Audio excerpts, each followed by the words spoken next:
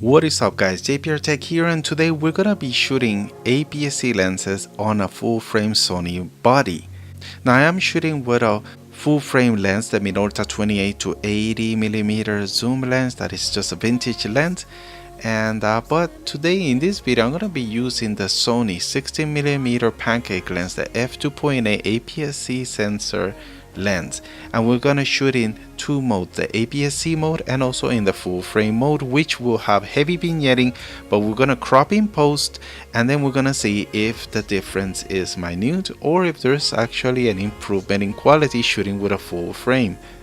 And the reason why this comparison is so important, because shooting in APS-C mode does crop that 24 megapixel into 10 megapixels, and therefore we do lose a little bit of quality. But what if we shoot in the full 24 megapixels and then crop in post? Well, let's find out.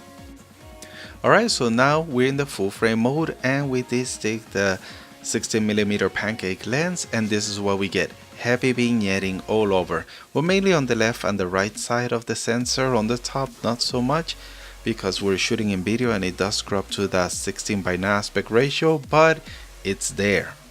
Now cropping in, we can really recover those edges, get rid of the vignetting as much as we can, and further in post we can improve this more. But yeah, this is pretty wide. Now if we compare that to the APS-C mode, it looks like it crops in even more, so we do lose a lot of aspect ratio or a lot of view. So shooting in full frame does improve the situation a lot more. And in this kind of resembles that Minolta 28mm. If we can compare that side by side, they're pretty similar. So actually the APS-C 16mm is about a 28mm. Wow. But of course, one of the advantages of shooting with a automatic lens is that you get automatic focus, so you can use it for vlogging or tracking objects around the frame. Well, now let's stick in the 0.75 times crop ultra-wide converter with this 16mm, which effectively turns it into a 14mm, I believe it is, or around a 12mm full frame equivalent. And well, to my surprise, this looks very familiar. Yeah, it actually looks like the 16mm lens in the full frame mode after being cropped. So this 12mm aspect ratio is basically a true 16mm equivalent. So now what I like to do is I'm gonna take the back cover of the Sony lens, the pancake lens. Now some people claim that it increases the field of view even more, cutting away the vignetting even less, so that means more room to crop. So let's find that out. So what we gotta do is we gotta remove first 3 screws that are right there, very visible and easy to take out, and once you remove those 3, you'll be able to remove the whole back cover and it will just pop out very easily. And there you go, with the magic of movie editing, we got our cover out in no time.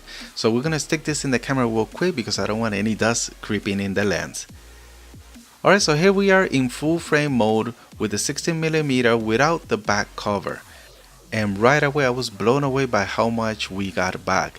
Remember when I was shooting with the back cover, the black edges were coming off to the side and cutting the frame a lot? Well, we got that back, so now we got more space to just cut in post and get a nice wide view, field of view.